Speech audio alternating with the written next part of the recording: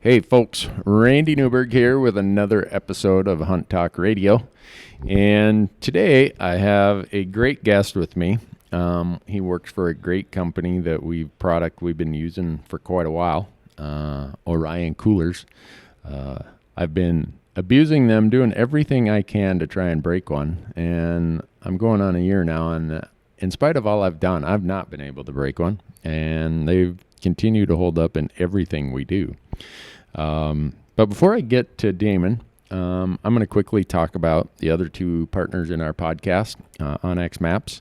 Those of you who know how I hunt and where I hunt, you know that understanding the public-private interface of Western hunting lands is extremely important.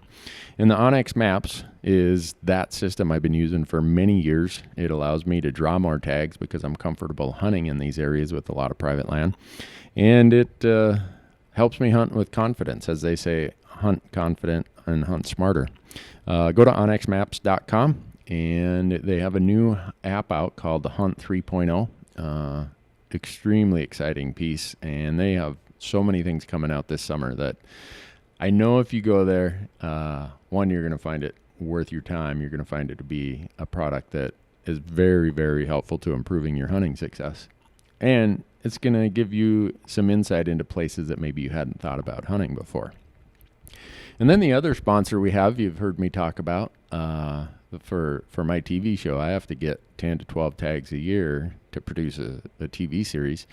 And that requires a lot of research. And the one place where most of that research is accumulated in one place, all of that data, all those resources, is a company called GoHunt.com. They have a service called The Insider.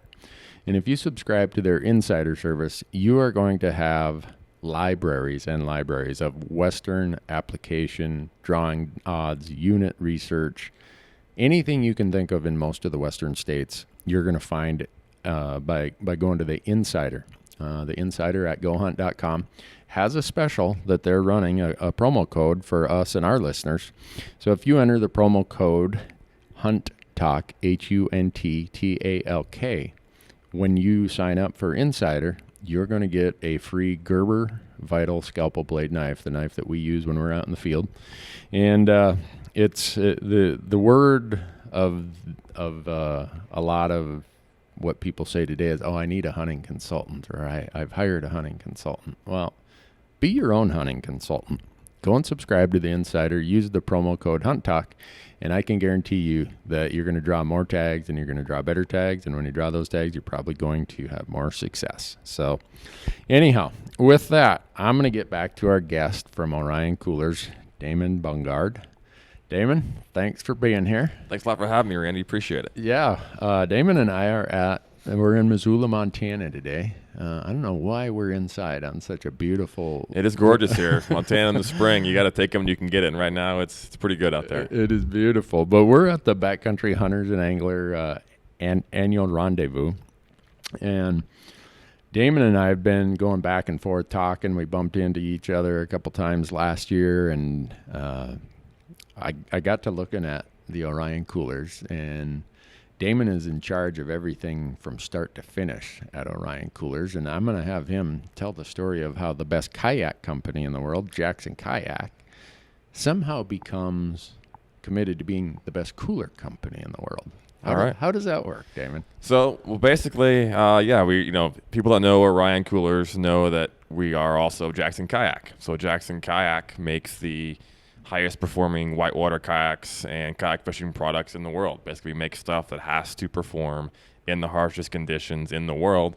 Sometimes, life critical conditions. If you're in the middle of a Class 5 canyon somewhere, you can't really tolerate a boat break-in, and you need things to perform how they need to perform when you want them to perform. Right. A warranty does you no good. Warranty does you no good. So when it came to making a premium cooler, we mold and manufacture everything at our factory in Tennessee.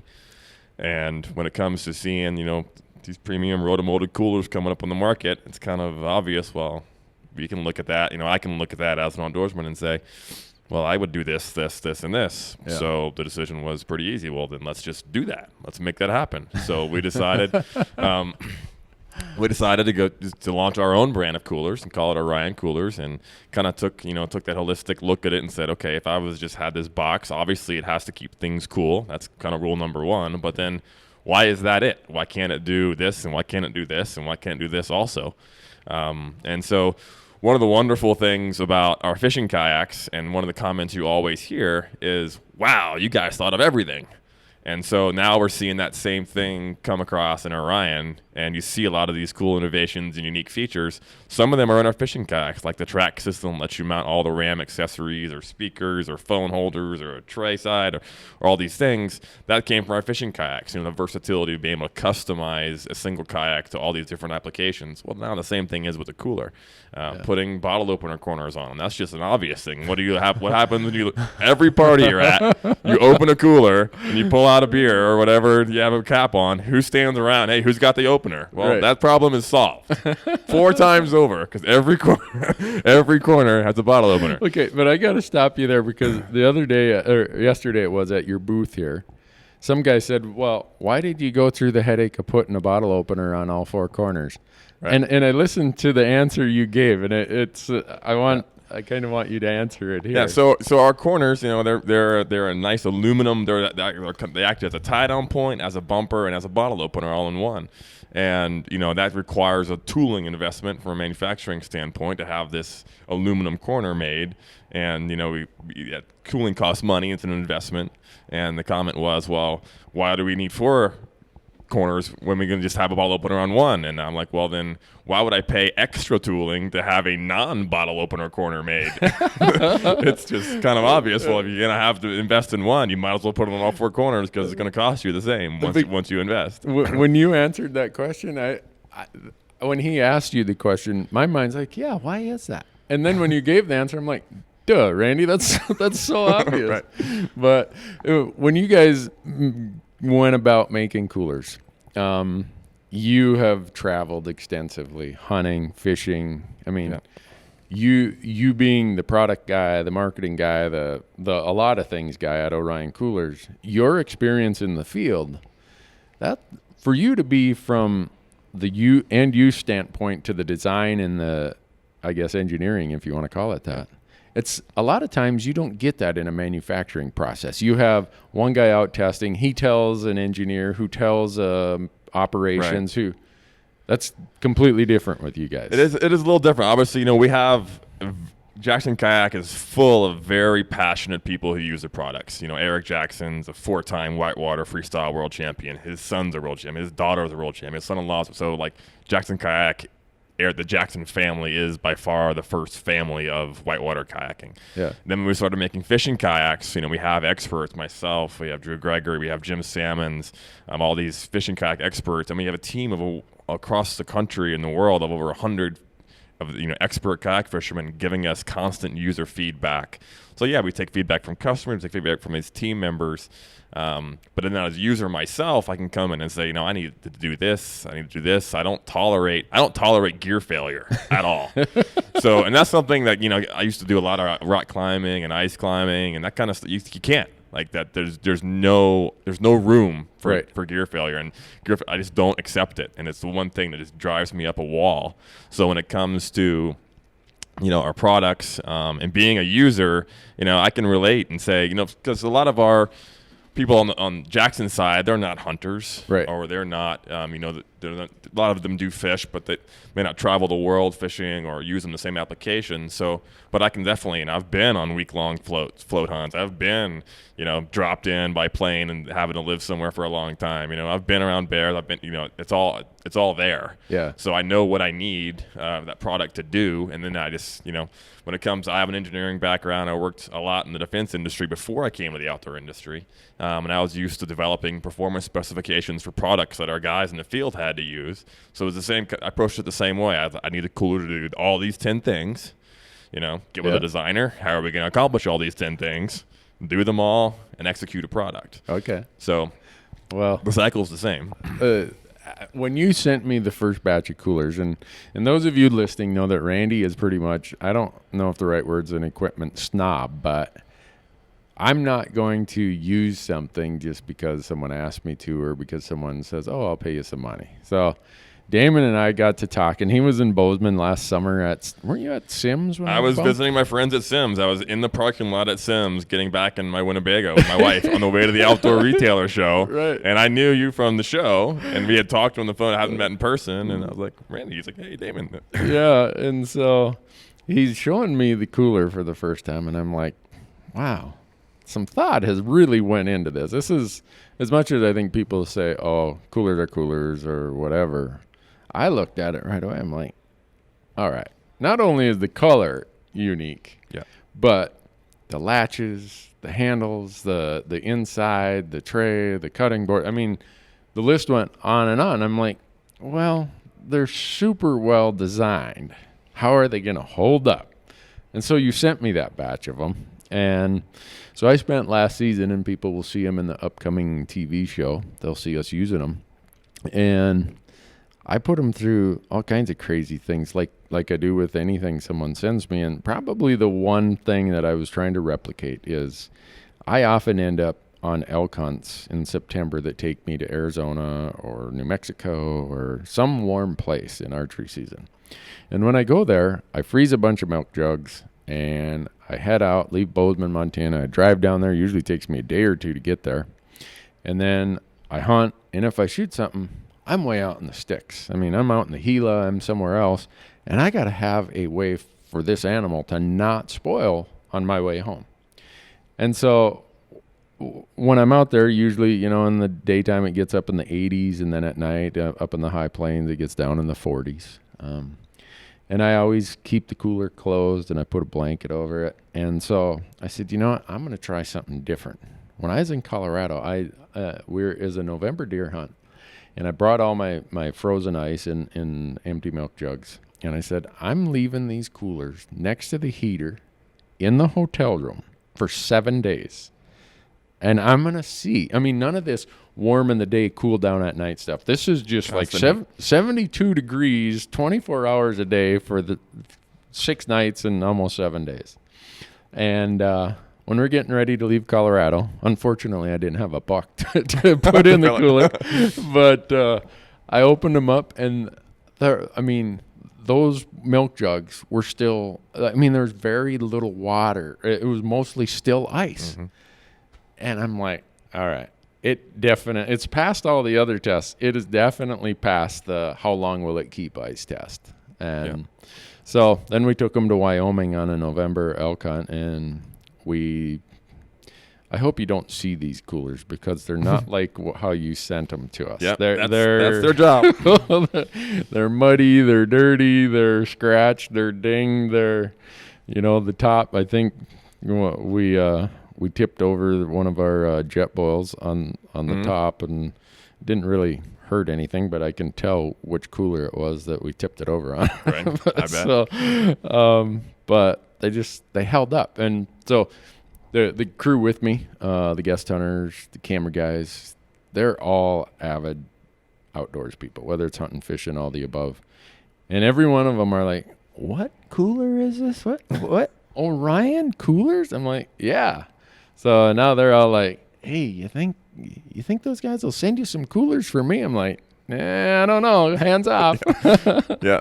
But it definitely passed our test. And the reason that I tell the audience that is a lot of them know that many products that they see on the show, I use, and I may not be getting paid anything for them. Or there's products I use that I don't get paid much. And some competitor came and offered me a ton of money, but the competitor's not as good. So if you see it on our show, you see it in our images, I can guarantee you that it's going to hold up to whatever we put it through. And you and I had the deal where I said, Damon, if these don't work, I'm keeping the boxes and I'm shipping them back to you. And we were totally fine with that. Yeah. I don't tolerate gear failure. I don't expect anybody that uses our product to either. Right. I mean, like next month in May, I'm going to get dropped off on an island out in Alaska. Southeast Alaska. I'm going to be bear hunting. I'm going to be living out of coolers for a week to the point of gear failure. I need gear that performs and doesn't fail because, as we were talking about with the kayak, your warranty, some companies' warranty doesn't do me much good when I've got a full episode. I got camera guys, I got production gear, I've got everything we're doing invested in this episode. And it's not going to work for me if it fails. So, but after you and I met last summer, I started following your blog. And people need to understand that if you wanted a job that probably is one of the coolest jobs I can think of, I think Damon has it. If you read his blog, it's like, does this guy got to pay them to come to work, or what's the deal? So all these places you're going, all this hunting you're doing, all this fishing you're doing, is that product testing? Is it? It's all the above. I'm really fortunate to have a lot of flexibility in my job, and I'm really fortunate to have a wonderful team at the factory, from the production side, from the development side. And a lot of what I do is, so I'm product manager for Jackson Kayak, brand manager for Orion. I wear a lot of hats, from development to marketing to sales and everything, and that requires me to, and I work with a lot of partners that we use, and travel a lot, do a lot of shows. Very tolerant wife. That's also extremely important. Love you, Ashley. Yeah. You can say that 3 or 4 times because you can never say it too many times. And so a lot of what I do is managing the processes that yield a good product, and have this team of support around me to help us all execute it and do it well. So, yes, what you see is a lot of times, for instance, I write for the Winnebago and Winnebago Life's blog, and drove a lot of the country last year, put 15,000 miles on his RV, and Ashley came with me in our dog tripper, and did the adventures kind of along the way, and that's when I bumped into you and at the Sims factory, and then did the outdoor retailer show, and was in fly fishing in Arkansas and New Mexico on the way home. Those generated stories for us and for Orvis and other friends and partners in the industry. So you see, whether it's Winnebago Life, Orion Coolers blog, Jackson Kayak blog, Orvis News, you might see my stories pop up in all of them, because I'm doing all these things, and they're all friends of the industry, and I'm working with them all. So it is a really cool kind of place that I've found myself, over the years, where I am now with developing these products that I care about and passionate about and want to see do well and perform well. And, it's been Orion, it's really only been around for a little over a year. Yeah. I mean, we basically debuted at the Outdoor Retailer Show a couple of years ago, pre-production units. And then right after OR, I took a pre-production, our first size, the 65, up to Alaska on a 3-week trip, guiding my father on a drop hunt in the Brooks Range for caribou, and we got our 4 bulls, and then got all the meat back to Anchorage, and then dropped it off with a processor, and then took off on a fishing trip and went in on a drop-in float and did that with a bear tag, and then we went and got on a plane doing fishing trips. So that was with a pre-production cooler, and that cooler is still in Alaska with Tower Rock Lodge. I left it with friends up there, and so that's the original one, and it did its job. It did its job everywhere, and then now we have 6 sizes, 7 colors, and a lot of options, and so it's been really cool seeing what we're on. Just we're just finishing our first full year of production, and we have 2 manufacturing sites in Tennessee now. We have our original factory, and we just moved into a new 300,000 square feet factory just a couple miles down the road. 300,000 square feet. Yeah, we had. That's big. Phillips Lighting had a big facility there that they had left empty and vacant for a few years, and we worked with the state and everybody else to basically take it over. So we're trying to bring jobs to there. We're pretty rural in Tennessee where we are, and bring jobs there. So we have all the kayaks now in one building and the coolers in another, and freed up a lot of warehouse space. And we were getting kind of space constrained between all of our molds, and ovens. People don't understand rotomolding ovens, and how big they are. They're basically the size of a bus. Really? So one oven? Yeah, one oven. So a small bus. And that oven, these molds go in on spindles, and if you Google a recent episode of Yak Angler, I do a factory walkthrough showing all of this. Okay. Yakangler.com, and the molds, are basically, you could think of them as 2 halves of a bathtub on this big frame, and they get clamped together once the plastic pellets, or the sand is like a sand is kind of poured in, and then it goes in, gets lifted by a crane into this oven, and it spins it on one axis while that oven actually rocks and rolls, and that gets the plastic to flow all through it. Right. So, that takes a lot of space, and it takes Okay. a lot of room to heat that oven up and ramp it up, and then so now by having it separated out, the kayaks and the coolers, we've opened up our a lot of good things, and so a lot of very, very, very, very busy time in Tennessee right now. Yeah. So this is just Randy, the kind of gear junkie, Yeah. interested. If someone calls or gets online and goes to orioncoolers.com, and I don't know if this is how it works, but I place my order, how long does it take to make, quote unquote, a cooler from when the order comes in to the oven to putting the finished hardware and everything on it? Okay. So, yes, if you go to orioncoolers.com and order one there, or you can go to, obviously retailers have them, but if you order online, it's either immediately in stock and it ships, same day, next day. Yeah. If it's not, it's roughly, say, 4 days of getting the order into the product cycle. Then you have basically a day of molding a lid and a base, and then they'll cure. Then you have a day of foaming, then it'll cure, and then you have assembly day, and then it ships. Okay. So I've often wanted to roughly a week. cut a cooler in half. Yep. What's in the walls of a cooler? It's foam. Foam? So it's a two-part foam that gets injected in a fixture. A fixture comes in and holds the lid or the base. It holds its shape while the two-part foam gets injected inside, then it bonds and cures. So it gives you the insulation that way. Okay. I mean, what's an empty 65-quart weigh? It's like a finished cooler? Yeah, isn't it like 30 pounds? It's 30 pounds, yeah. I mean, that's stout. It's stout. Yeah, it's stout. And it's one thing, you often hear is, but a lot of people pick them up and like, oh, it's so light. I'm like, well, I'm glad you think that. Because as somebody who flies a lot and travels a lot for hunting, you know that if you fly coach, you got that 50-pound weight limit. Right.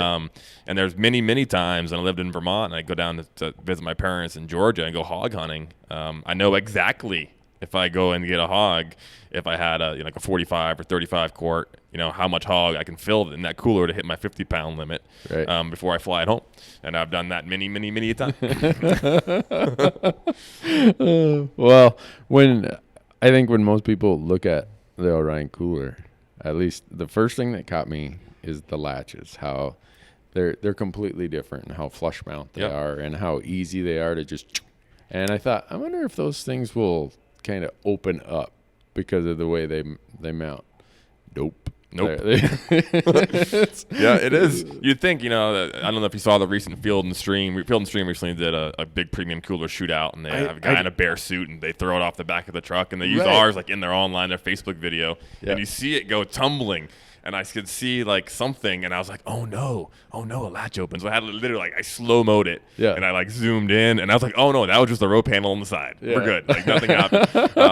And they didn't have them locked or anything, But the camming style latch, that's a very distinct feature of our coolers that nobody else has, and that's just largely born again as a user. I've stood on a lot of coolers fly fishing on the decks of flats boats. Right.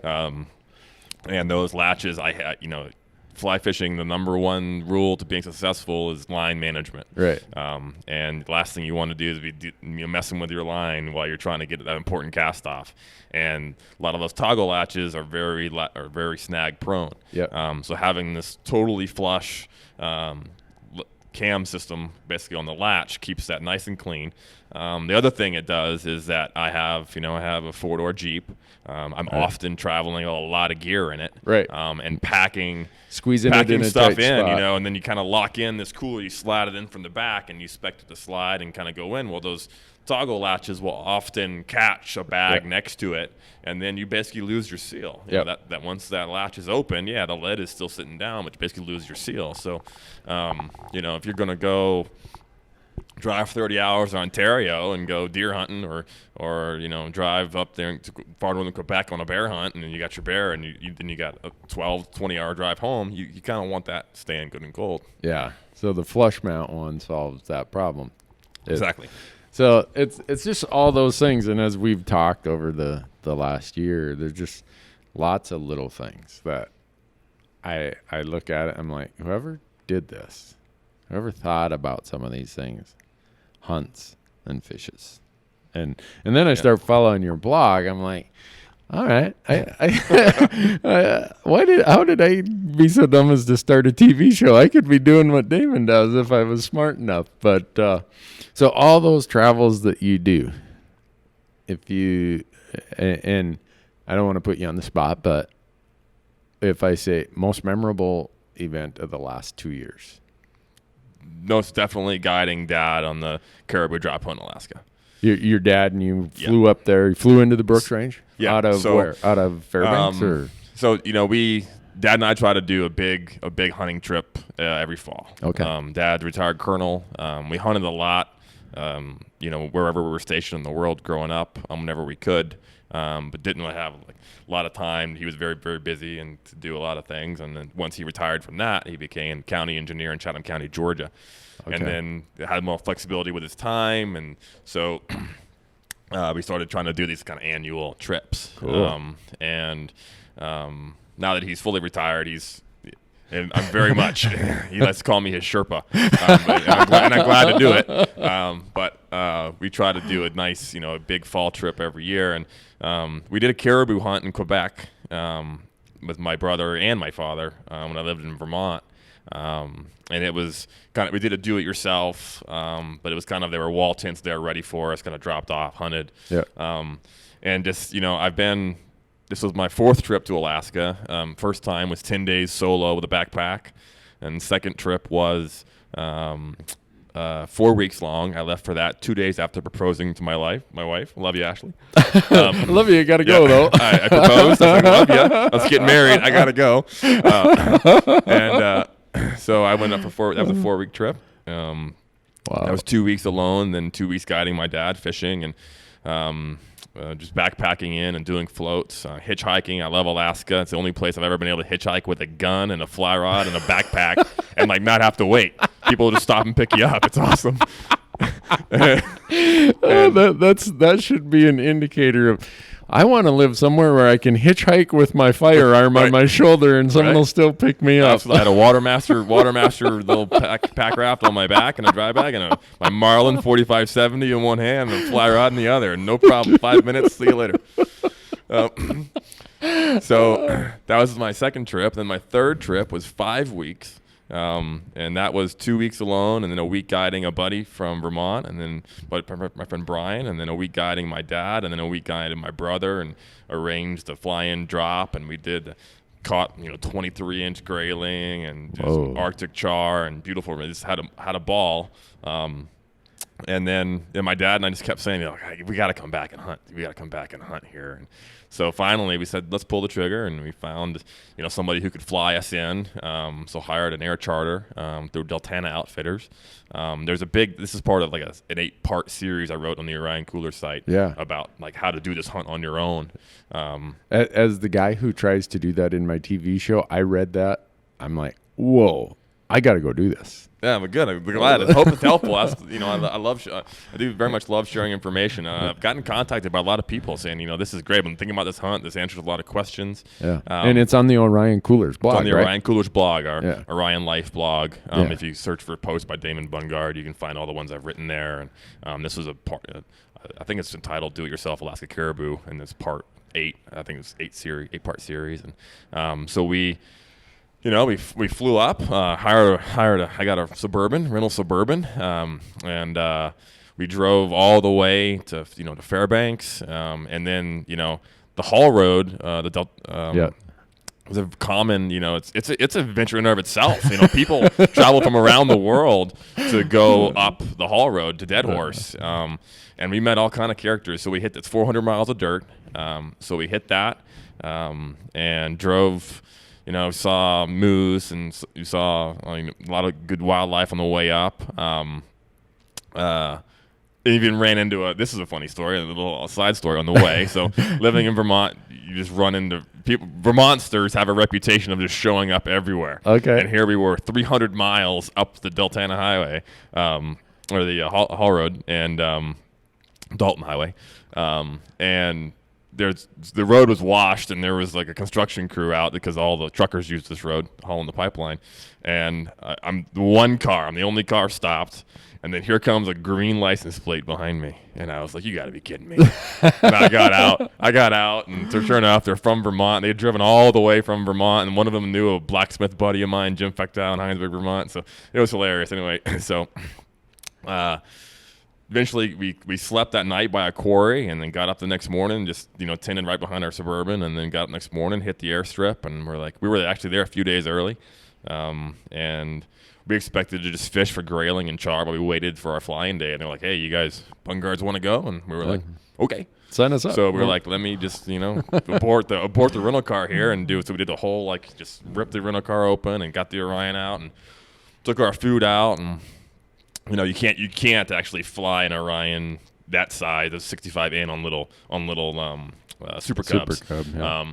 But we had all of our food planned. Ashley, love you, Ashley. She had made us. She's great when I go on these trips. She'll put together a menu of like a shopping list. So when I get to Anchorage, I know everything I need to buy, and then I have a menu by day and by meal of what ingredients I just bought and what the meal's gonna be, the recipe. So I can just pull it out of this sheet, and I can breakfast today, Dad, is this, and this is what. So then so it saves a lot of time when you're shopping, and usually I try to hit Anchorage and get my stuff and get out. But we got flown in, the pilots were like, hey, we saw a bunch of caribou yesterday. We're going to get you in, and they're going to be right there. Awesome hunt. Well, we get where they wanted to put us, and there were no caribou, which is typical of caribou. Yeah. So we flew around a bit looking for them, finally found some groups moving a certain direction, and, you can't hunt the day you fly in Alaska, so they try to put you down, a day out. Right. So we did. We got dropped and got our camp set up, and we're by this small stream, and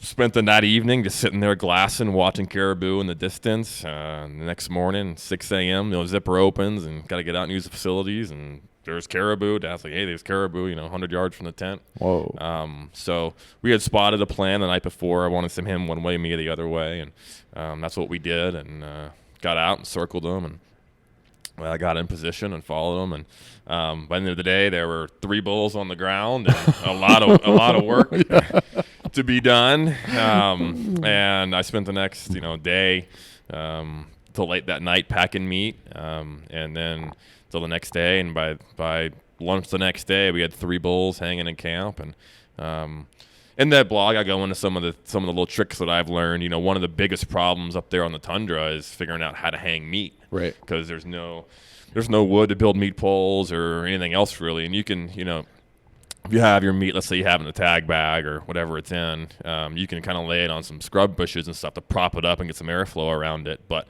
I had just kind of brainstormed, okay, what's good for, making like a tripod, and folks at Mountain Safety Research, MSR, make these great tarp poles that I'd used. And so I flew up, 6 of these poles so I could rig up a tripod to hang the meat off. And one center weight kind of locks it in, and then you can hang the meat around the little tips you leave at the top. Oh. And then I also used that same system to hang a small tarp so that if it's raining, I can keep the meat dry and then have airflow around it. Yep. So we rigged that up, and I show photos and details of all of how I did that. That's one of the biggest things I've had people, contact me about. Oh, that's really helpful. That's a really neat trick of how to do that. And it's a very lightweight system, but it takes all of the. You can try to rely on having a bush there or finding wood, but good luck, relying on that. So. Yeah, we had a great hunt. We spent the next few days. We saw a wolf feeding on a carcass, and we had some great stalks on some other bulls. Just couldn't quite get it done. And the last evening, I was finishing up my last recipe there from Ashley's menu, and was getting up to just start doing dishes, and I'm gathering them up, and Dad just stands up and he's like, there's a bull 100 yards behind the tent coming right at us. And I was like, haha, good one. and sure enough, I looked, and here comes this bull. And we had seen him once before in the creek bed.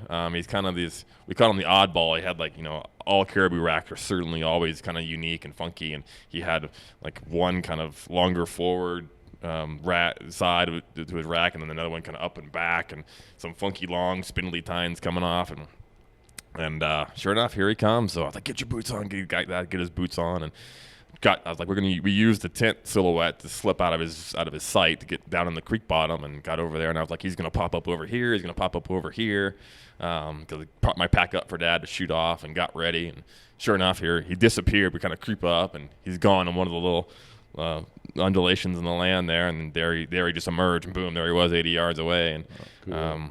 Dad shot him, and he kind of took off towards this bog, and I was like, "Oh no, just don't go die in the water." And another round finally put him down over there, and then here it was. It was last night. We'd already called in for an air. Okay. We had sat phone. We'd already texted them, "Hey, we're super happy with our 3. We didn't want to risk losing the meat after being there for 5 days." Right. And so they were already coming in the morning regardless. Yeah. By 10:30, that bull was hung in camp with the rest, and we were finishing off our whiskey. And I was texting them saying, that even if you can't get us, drop whiskey.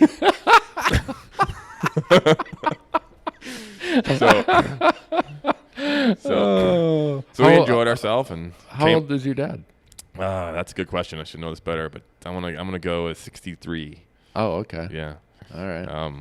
So next morning, bad weather was kind of delaying, and they finally got us out, and which is typical in Alaska. We were lucky to get out when we did. Otherwise, we would have lost a number of days in a storm that came in. But got out and drove the 20 hours back.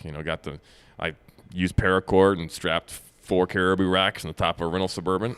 Little trick I learned from a Vermonter. And thanks, Harper. And then took off to Anchorage.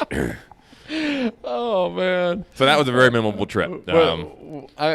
What you just told there, Damon, and how you wrote this out. When I first read that, I'm like, you know what, Randy, you should just call Damon and say, I want to replicate this as a TV episode. But it would take me 4 episodes to do it. There'd be the logistics episode. There in Alaska, there's always a weather episode. There always is. I mean, just count on it. And there's always a something's going to go wrong part of an Absolutely. episode. And hopefully there would be the, hey, we filled our tags part of the episode. But Alaska is such a cool place. I've been so lucky to be able to go there a lot. And, I have family who live there. My college roommate, who is my uncle. My mom's brother is a year older than me. He lives there. And then another uncle who's 3 years older than me lives there. And I go up there a lot. And I feel so spoiled to be able to go to live in a country where you can go to a place like Alaska. Right. And go have this kind of experience. And Absolutely. I felt my first trip to Alaska, again, was alone, me in a backpack. My first night, I'd parked the rental car, pitched the tent, just a little pull off the side of a stream. I walk up this stream. I'm looking at king salmon, the size of my leg, swimming by me, and 2 wolves playing grab ass with each other come down and jump in the creek 20 yards from me. yeah. And I'm sitting here, and I'm like, I got bear prints on the gravel. We got a king salmon on my feet, and I got 2 wolves looking at me like, what are you doing here? And I'm saying the same thing, and I'm just like, wow, welcome to Alaska. And it's a truly wild place. It really makes you appreciate how places that, man hasn't interfered with can really be. And then it truly is a land of adventure. It is an amazing, amazing place. Yeah, and that's why people who watch our show know that I do that spring bear hunt in the southeast every year, and it's now on a draw. And one year I didn't draw, and it was like the year it took for the calendar to come around when I finally drew again. It was like, damn it, how did I not get to go to Southeast Alaska this year? Because the country's so vast. And it's not like the lower 48 where you're going to drive and park at a trailhead and hunt. You're probably flying or boat or something. Yeah, you can do – there are limited options you can do from the road. But if you're willing to hike, you can, a half mile off the road in Alaska, some places you might as well be 500. Yeah. It really can be like that. It can be that isolated that quick. There are, once you learn to explore the road system, but there's a reason there's so many choppers and so many float planes out there, because once you really get out there, it's amazing. Yeah. Is there a more beautiful fish than a full spawn Arctic char? I'm a big fan of that's one of my favorite things to do. I could catch 100 fish in a day, but if I catch that one male char in spawning colors, I'm happy. That's all I'm really looking for. Yeah. And no matter the species, Arctic char, spawning colors are incredible. I've been fortunate to catch some amazing wild, like prehistoric brook trout in Maine, like you catch in Labrador, 20-plus inch brookies in full spawning colors with teeth that look like pike and just gnarly, amazing fish. And it is really hard. I fish for memories, and it's really hard to beat, no matter the size of a really beautiful char in spawning colors. Yeah, there's so many things that I've been lucky to experience in Alaska. Probably the thing about Alaska that strikes me as my one memory is I was up there moose hunting when 9/11 happened in 2001. And again, my uncles picked me up in Fairbanks. This is how spoiled I am. I fly into Fairbanks. Here comes my uncle, picks me up. We go to the grocery store, get all the supplies. They're already down the Tanana River. They've got camp set up. It's like a taxi service for me. I mean, Wow. it's like That's pretty cool. That's good. Yeah. Take advantage while you can. It's their boats. It's their everything. Yeah. And we go down there. I think we went in on the 5th of September. And my grandpa was still alive then. He lived up there. And one day he commented, he said, man, I haven't seen any bush planes today. I didn't think anything of it. And so we didn't come out until the 18th. Wow. So we got someone we met on the river gave us word that something crazy had happened. And my one uncle, he's got a funny way about him. He says, "Oh, those pot smokers, you can't believe anything they say." It was that weird. It was that wild to have that happen, yeah. And then when we came out, we were way down the Tanana River. We got put in at Nenana, and we came out, and there were a lot of people at the boat ramp, and they're all asking, "Hey, how long have you guys been in the bush?" "Oh, we've been in since the 5th. And they're like, "You are not going to believe what happened while you were gone." And they're right. I couldn't believe it. I still remember going to Nenana to the little bar there, and the TV was on, and I'm like, did I just get shipped to Which a different planet did I leave planet? from and come back to? Yeah. And all the airports were shut down, so I didn't know how I was going to get out of Fairbanks. And none of us knew what the travel, the carry-on type restrictions were going to be. So one of my favorite hunting knives, it was in my bag. You didn't even think about it at the time. Right. And my dad is notorious for donating knives to the airport. But, and I argued with the lady. I'm like, no, that is like a family. I need that. She's like, no, you're not getting that. I'm like, what? I look like I'm going to blow this plane up? Right. Don't make that comment. Yeah. So that was one of the more remarkable Alaska experiences I had because we shot 4 moose on that trip. There were 9 of us. And here's my advice to anybody, and if my cousin Patrick is listening to this, he was fresh out of the service. I think Patrick is, 12 years younger than I am, 11 years younger. And my one uncle shot a moose way off the river, which, stupid. I mean, anyone who's had to deal with an Alaska moose knows you shoot it as close to the river as you can. And Patrick and a couple of us were walking in there to haul out a quarter, and a full-blown Alaska moose quarter is big. And Patrick was just this really stout, 6'3", long-legged, nothing but piano wire, just, I said, "Patrick, I bet you any money you can't haul these 2 hind quarters out of here. You want to bet?" I'm like, "Yeah." Yeah. He hauled them out. I mean, not in one load. I mean, it's separate loads, man, that sure saved the rest of us a lot of work. Yeah, packing, until people really pack meat, a lot of people think, oh, it won't be a problem until you're walking on the tundra in Alaska and see how hard that is and learn to pack meat. It's an acquired skill. I'm not a big guy. I'm pretty small framed, and I've carried a whole caribou, for short distance. It's a lot of work. Yeah. They named a ridge on the camp I was at in Quebec, Damon's Ridge, because they found out the first day on that Quebec caribou hunt, I passed 2 bulls. I took their photos. And I was like, oh no, this is only going to be good. Well, I didn't see fur for 4 more days. and I'm sitting on this ridge with Dad, and I spot caribou on this far ridge line a few miles away, and I kind of angling towards us, and I'm like, I'm going. And I said, stay put. I'm going to see if I can intercept this band. And I took off and went down through this bog and got over there, and here they come. Ended up no bulls in the group, but I was meat hunting by far at that point, and so I took this big cow out of it. Okay. She had double shovels and like palmation, and shot her. And then I just went up, and it started snowing, and they wanted us back at the camp by like 6:30. This was probably about 4 o'clock. And I turned on my GPS, and I was 2.5 miles from our canoe, from our boat. And I sat down, like, well, I'm going to sit down and I'm going to eat a sandwich.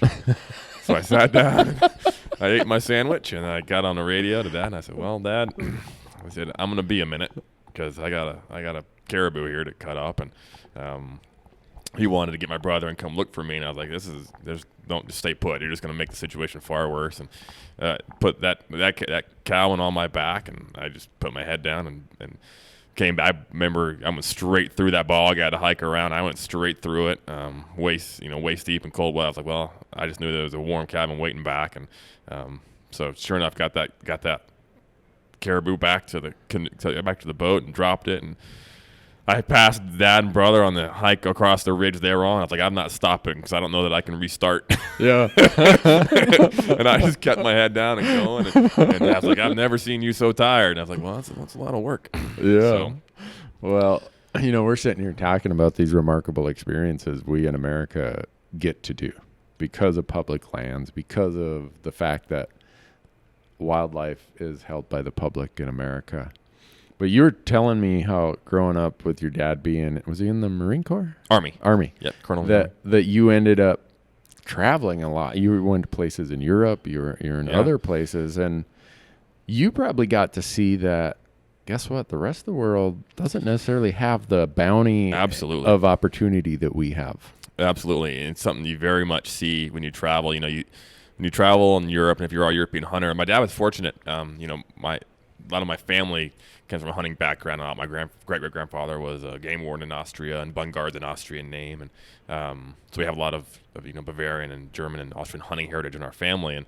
And when you're in the military, you can kind of they set aside tags for military officers. Okay. So he was able to hunt chamois and raybuck and everything. I was too young to hunt with him then. I go hiking in the mountains and look at them, but wasn't able to hunt. But you see... it's very ritualistic, which I still do. I still, do the prayer and put a leaf in their mouth and thank the animal when I take it, and that's part of that kind of your German heritage. But you also see that it's very much class system based, and it's very much an upper elite class thing to do, is to be able to hunt. Yeah. And that's something that Roosevelt and everybody else didn't want happening in America, and setting aside public land so that everybody, regardless of class or social status or money, had a chance, an opportunity to enjoy that land and hunt, and whether it was for sport or for sustenance. Regardless, it's up to them. Right. But the land should be there. It shouldn't be chosen for them. Yeah. And so I've definitely, when you travel, you see it a lot. You see what private land. We lived at Fort Hood, Texas, where I graduated high school, and Texas hunting, it's private. I mean, that's a good example of what private hunting, and nothing necessarily. You just see the extreme it can go to when everything is based on private land. So public land, it creates its own set of challenges, but it's so unique system that we have here in the U.S. to have the plethora of it and the availability of it, and some of the trophy quality and variation. You can choose whatever you want. You really can do whatever you want if you do your research and you put your mind to it, and figure out where to go and what you want to do. It's just whether it's fly fishing or hunting or backpacking or anything, just having the access to go kayaking or just whatever you want to do. Right. It's a uniquely American thing, and it's a wonderful thing that we have. Yeah. I mean, you fish a lot. I mean, I fish a lot too, but I've not fished some of the places you have. Is the water in some of these countries for fishing water, is that private also where? Yes, it very much can be. Where you have beats and, you have very much, it's very hard, fishing for Atlantic salmon, for instance, in Scotland or in England, it's a very, very hard thing to do and a very, very elitist thing to do. Whereas, and I could drive from Vermont to Quebec and go fish for Atlantic salmon and catch 44-inch, 25-pound Atlantics. That's in Canada, but still, Canada's also got a lot of great public land. So that's not true everywhere. It's just, when I hear people complain about, the U.S. this or the feds this or I don't have it, I wish I had this. I'm like, you need to go somewhere for a couple years and see just how good we have it here. I love the fact that I live in a country where a guy growing up like I did in a little town of Big Falls, Minnesota, who, when his parents divorced when I was 11, it was not an easy livelihood for my mom. And I always say this, and people probably tire of hearing it, but if hunting or fishing would have cost $1 a day, I wouldn't be here as a hunter or a fisherman, because my mom could not have afforded $1 a day. It would have been out of our budget. Right. But because we had a public river, we had so much public land in the way of state forests and national forests and lakes and everything else, here 40 years later, I am this passionate advocate for wild places and for the next generation of people who hopefully get to live the good old days like I feel I've been living the good old days. And absolutely, I see more and more of what's going on. Learning to, God, it seems so simple now, but to say play outside on your own and make your own decisions and be independent and learn consequences of actions and decisions. Yeah.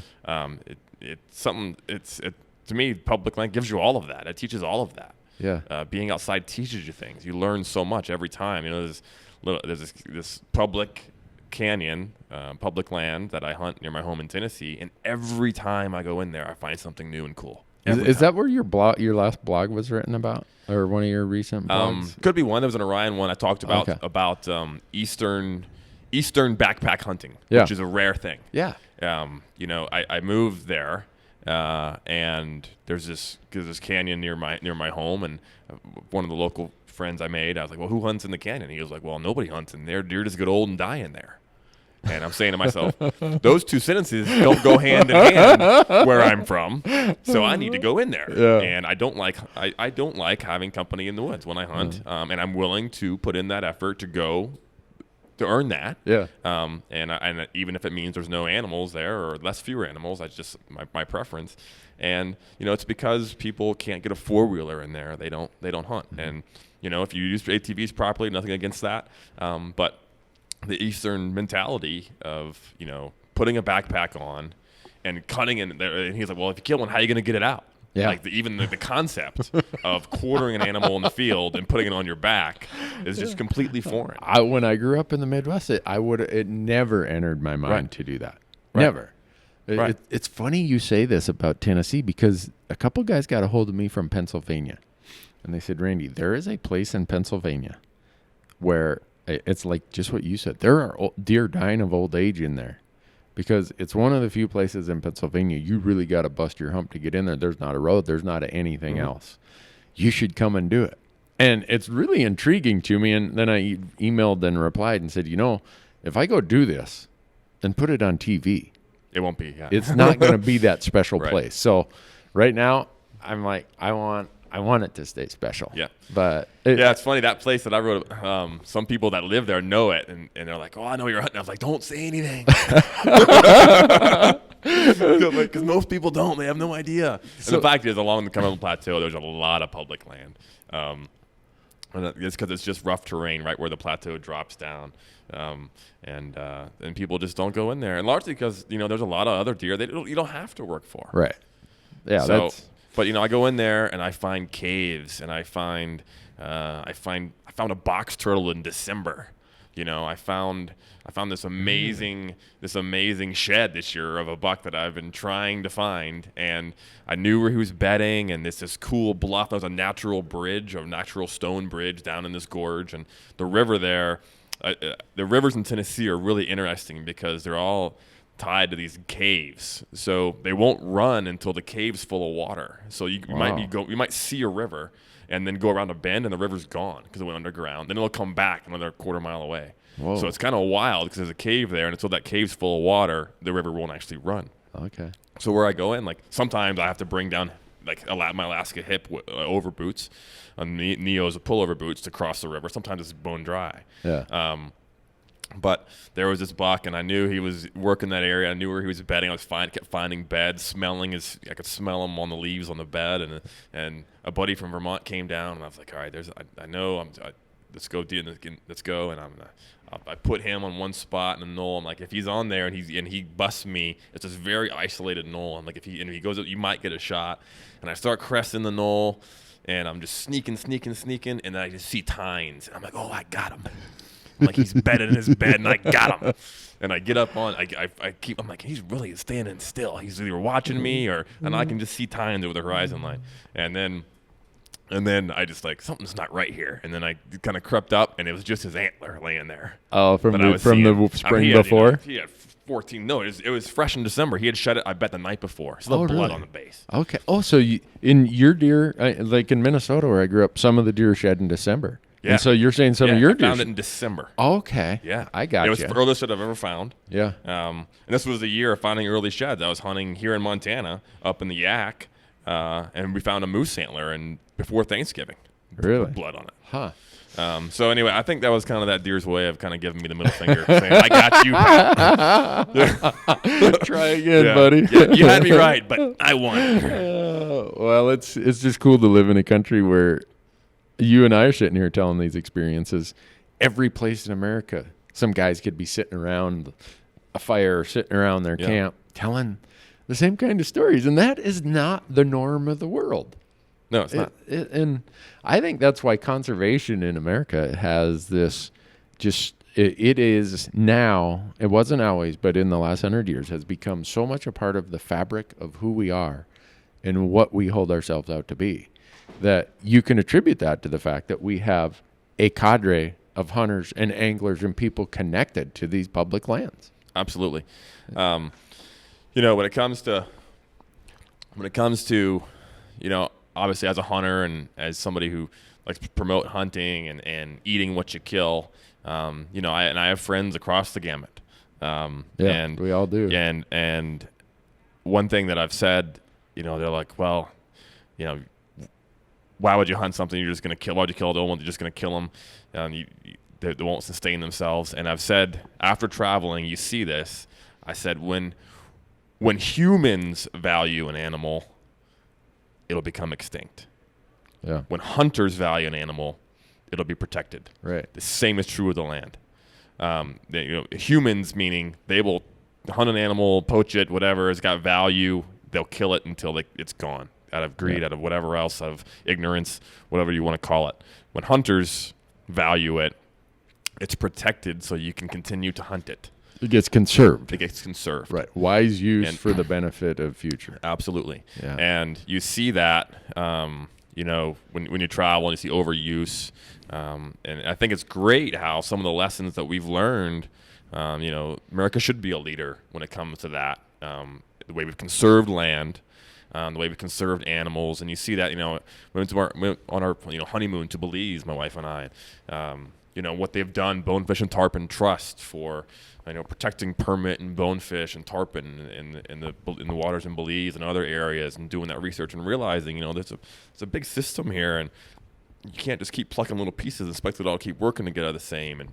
And land is such a big wildlife corridors, and having that conserved land. It's just so important. My father, as county engineer in Chatham County, Georgia, after he retired, they would do wildlife conservation mitigation banks. So if they had to move a road and it impacted a wetland, they had to set aside that much for conservation. Right. So there's actually a Bungard Park now in Savannah. That's of all these, once they accrue so much of that wetland bank, they'll go buy a large parcel, and that became a Bungard Park. Where we put in a kayak trail and lakes and fishing, and it's public. It's everybody can go in there and use this. Yeah. So I just think that mentality of if you're going to use it, conserve it somewhere else. One for one. It's like my closet at home. It's too much camo in it. If I get a new piece of camo, it means I got to give One's one I have go. now. I got to give away to some lucky person. That's just the rule. 'Cause my wife's like, take it off the couch. Why is it on the couch? Why is it hanging here? So that's part of it. But it's the same kind of thing. We have to protecting. BHA is a great organization. Happy to be here supporting it.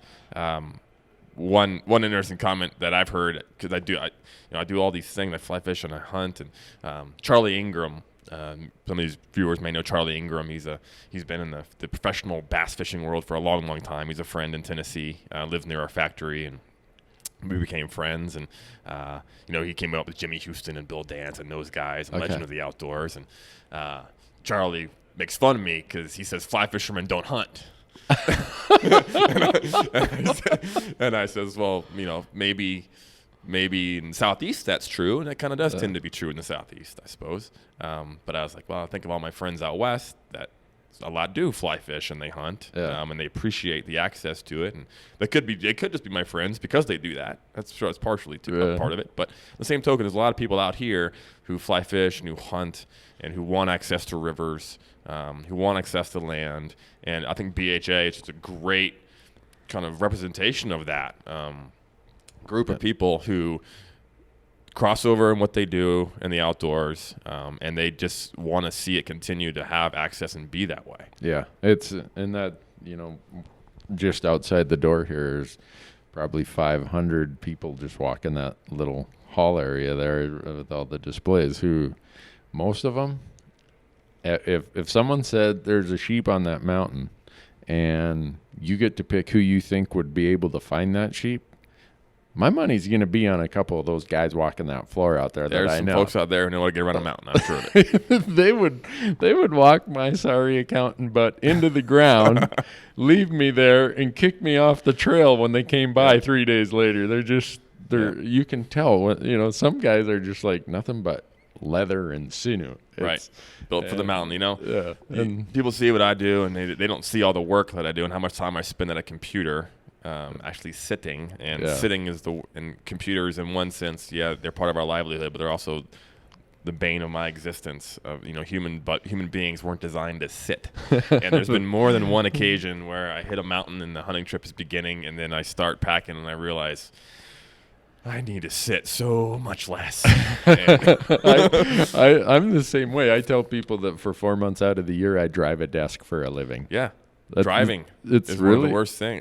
I look at how much time I spent driving, and it's like, this is unbelievable. You're not getting exercise. You're not, but it comes with a trade-off, I suppose. But some of these mountain guides, mountains, they're not very forgiving. They'll whip you into shape pretty darn quick. I know. I'm 51, and I've told my wife for years I'm going to backpack hunt for elk until I'm 65. And last year, I've still got a big bone bruise right on my tibia. And it still hurts if I touch it right now. And I'm thinking, with all these aches and pains, Randy, you are going to be a walking apothecary. You're going to be some sort of medical chest on your backpack just to get up the mountain by the time you're 65. But and so there's times I'm like, well, that's unrealistic. But then there's also parts of me that says, you know what? When I get to the point where I can't do that, it'll be somewhat remorseful or sorrowful, but I will know I've had my day. That's right. You played the game. Yeah, I did. I took every chance that I could to go do it. I enjoyed it. I tried to conserve it, and I don't regret a minute of it. If this old beat up body can't do it anymore, well, that's that's why I love guiding Dad so much. I don't mind carrying the extra load and help pack his animal off. We're going to do this so much longer. So we look forward to it, and it comes with the territory. But I can't emphasize that enough. My dad passed away when he was 62, and so that was in 2004. What's that? 12 years ago. And as much as he and I never had a super close relationship, the times we did have a close relationship was hunting season. He would sober up during hunting season. And it was the one time where I really got to know my dad of what he could be and how he could look at the world. And anyone listening, if you have a parent that likes the outdoors, all I can say is do what you can to go out there and spend time with them, just like you would your own kids, because the day will come when they're not here. Right. And it's just a hollower feeling at times when you wish for that day to, man, what I wouldn't give to just sit out there on Stars Bog, the place north of or south of our little town, and wait for the deer to cross on the railroad grade, as he would always talk about, or go out by the creek by the sawmill or whatever it is. But those days are gone, and I enjoyed the ones we had. But man, your parents, it's as much fun hunting with your parents as it is your children. Absolutely, I'd encourage anybody with their kids, parents that can still go, take every opportunity you can to do so. Yeah. So before we wrap this up, Damon, you were telling me, and you're the second guy. I've hunted pronghorn with a good friend of mine, Bryce DeForest from Boise, Idaho. He loves snakes. We would be in New Mexico, and he would hear a snake, and he would have to find that thing. Yep. And he would catch it, and he's walking around with this rattlesnake in his hand. Hey, look at this, and he's showing it to me. Yep. And I'm like ready to climb up a telephone pole. I'm like, Bryce, get that thing out of here. And my camera guy, he was even worse.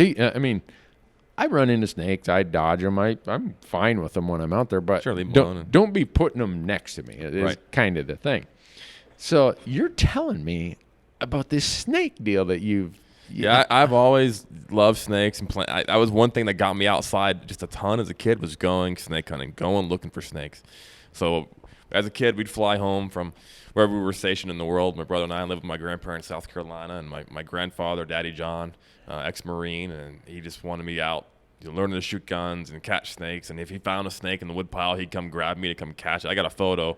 I bet I'm not, I don't know how tall, 3.5 feet tall, and I got an old Army ROTC shirt on, and I got a big black snake by its head and over my arm straight up in the air, and there's still a snake on the ground, and I got the biggest smile on my face. In second grade, and we lived in Kansas and Fort Leavenworth, and I just I had this creek behind the house, and I just every day after school was going snake hunting in the creek. I had 50 snakes in my room. In your bedroom? In my bedroom that I had found. I'm a very tolerant mother. Love you, Mom. What kind of snake? Those are mostly ringneck snakes and hognose snakes. Okay. Those small snakes. And I remember I come home once, and I had a snapping turtle in each hand by its tail. And I was walking up our housing unit at Fort Leavenworth, and my mom just yelled at me, put those things down, as I was just notorious for catching whatever I could and bringing it home. I went to school at Clemson University in South Carolina, and I guided backpacking and rock climbing up in Brevard, North Carolina. A wonderful place, a lot of public land for hiking and access to the mountains, and a lot of summer camps were there, and I guided for one of those camps. And I was scouting out a new Camp Trassatonga, that's the camp I guided for, and I was scouting out a new rock climbing area and got up there, and I realized that when I topped out on this cliff, I was basically at a timber rattler den. Oh, whoa. So I proceeded to catch 9 timber rattlers and 2 copperheads, and I put them in my backpack, rappelled back down, and brought them back to the camp. And then every Wednesday, I'd take one of the rattlesnakes out and let the kids see the fangs and touch the rattle and do all that kind of stuff. And in the summer, we let them go.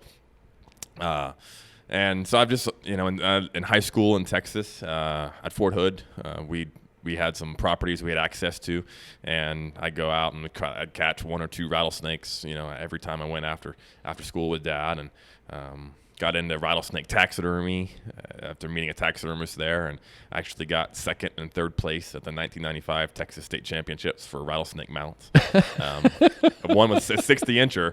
It was funny because I dropped my dad off at one ranch, and then I went alone. I never went alone. He always wanted to be with me, and I was like, I'm going to go alone. I had my spots that I knew, and I was sitting there, and there was this rock that stuck out, and I often found rattlesnake shed skins under it. And I was looking under this rock, and I noticed something like 4 inches from my boot move, and it was a tongue. It was a tongue flick of a big rattlesnake, 60-inch rattlesnake.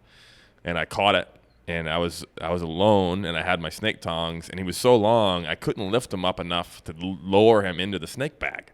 Oh, wow. So I had to find a little bush, and I hung the snake bag by its drawstring on a bush, and I squatted. I was doing a big, deep squat on my butt, and with the snake in the air over my head, and I got his tail into that bag, and then stood up, lowering him down in one motion.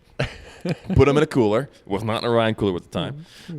And put him in a cooler and put him in the car, and drive him back to go get my dad, and he comes walking out. And he's like, well, did you see anything? And I was like, nope. And I said, found a little one. And I opened the cooler up, and he saw this thing in there. And he says, you're never going alone again. And took him home. And when they got into, it's really hard to stuff it's really easy to hide a bullet hole in a furred animal when you mount them. It's very hard in a snake where you have Scales, there's no fur to cover it up. So the most humane way to kill a rattlesnake is to freeze them. You put them alive in the freezer, and they'll go into hibernation, and they'll just basically expire when they freeze solid. So my mom was, again, very tolerant, but I'd put them in the freezer, and then I'd come back and get a cookie sheet and put them on, and kind of arrange them in a position, and then I'd freeze them, and then stuff them, and then we'd eat them. I love rattlesnake. Tastes like chicken, right? Tastes like chewy chicken. Yeah. So and to this day, I have at home. I have boas and pythons. I have green tree python and an annulated tree boa, and a lot of them are from areas I've been traveled to, and I've built their cages as natural vivaria with plant life, and they all have automated misting systems and heating systems and sensors to try to mimic where they're from. So I have rosy boas from Baja, and I have some very rare boas from Belize where we went on our honeymoon that an Auburn researcher had brought back, a dwarf island species. Wow. And have those in the cage. And so, holy cow. I was just going to tell the audience that this isn't the last you're going to hear of Damon, because he and I are always conspiring about when our schedules would match up and we could go hunt somewhere. And I'd love to have you on the TV show to just talk about this stuff, because you got such cool, interesting stories. But if you're going to break out this snake stuff, I can leave all the snakes at home. I can leave them all at home. Now, if we're out hunting and we're getting hungry and there's a rattlesnake, now he might go on the fire. I'm just telling you right now. All right. He might be the appetizer. I'm good with that, because I've never eaten snake. Oh, you haven't? No. Oh, it's really good. I've actually backstrapped them. You can fillet, if you're careful, you can actually, on a big rattlesnake, you can get about a 3-foot long finger thumb diameter fillet all the way across the back. A lot of people cross section them, and fry them in that way. But I've actually just taken them, and then you just cut it up into chunks, and it's like you're cooking the tendril, or like you're cooking a ham of a frog leg or something. You just put it in. Yeah, it's good. It's good stuff. Trust me on this. We'll prove it one time on television. All right. Oh gosh. Well, we've kept the audience here for quite a while. I could sit and tell stories, but tell the audience again where your caribou do-it-yourself blog is at. It's OrionCoolers.com. So if you just go to OrionCoolers.com, there will be a Orion Life link or a blog link, and if you go to that, you can see all of the posts that come from our team members or people like myself. Or if you go to the team pull down and select my name, Damon Bungard, you can see all of the posts that I've written on the Orion site. Okay. Anyone who's intrigued with doing a do-it-yourself Alaska caribou hunt should read that. I also have a writer page on social media on Facebook, Damon S. Bungard, and all of whether I put a story up for Orvis or Winnebago or Orion, I'll put them on there. Okay. So we got any last little bits? A lot of times we leave the audience with marital advice, but I'm fresh out of marital advice, so I'm done. Thank your doing wife that. When you do radio interviews about how much you get to travel. There you go.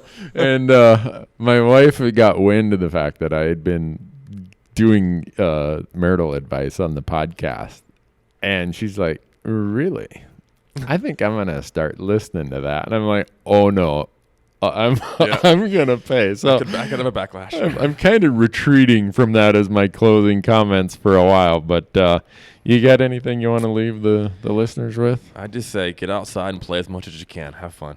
Well, that's great advice. A good friend of mine who passed away way sooner than he should have. He knew how much I love to hunt. And anyone who reads my blogs out on our Hunt Talk forum will see that my signature line is from him. And I said, Jerry, you got any advice for me? It was our last conversation, and he and I both knew it was our last conversation. And he'd been super successful in business. He's a wonderful guy. And he said, Randy, as much as you love to hunt, my best advice would be hunt when you can, because you're going to run out of health before you run out of money. Mm-hmm. And he was right. I miss him dearly, but it was some of the most profound and best advice I ever got. And he gave me that advice in 2004. And it gets to the point you just said. Go do it when you can, because you don't know someday.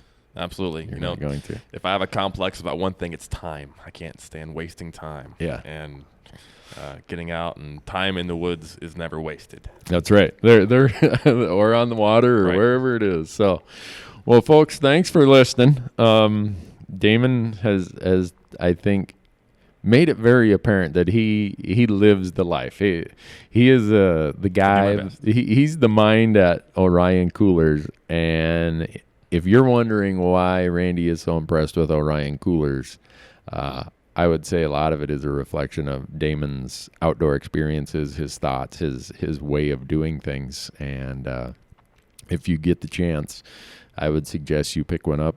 If nothing else, go to orioncoolers.com and check them out. And for us, I hope that you guys will go to our YouTube page. We've really been pushing that hard, and the amount of views we're getting on YouTube is crazy. We're doing a new series out there called Elk Talk that is teaching everyone how to draw elk tags. And now that we're through the drawings, what the focus is about ideas and planning and scouting from home. And then later this summer, we're going to talk about tactics and tips and techniques and equipment. So go to our YouTube channel. We have a playlist called Elk Talk. Go to our YouTube channel, and we have a new playlist that we're throwing one a month. It's called Why I Hunt. And it's Randy Newberg kind of bearing his soul, just opening himself up to say, maybe this isn't how or why everyone else looks at it, but this is why I hunt. And the response so far on YouTube has been really, really good. So, and if you want to follow all of our platforms, go to randynewberg.com.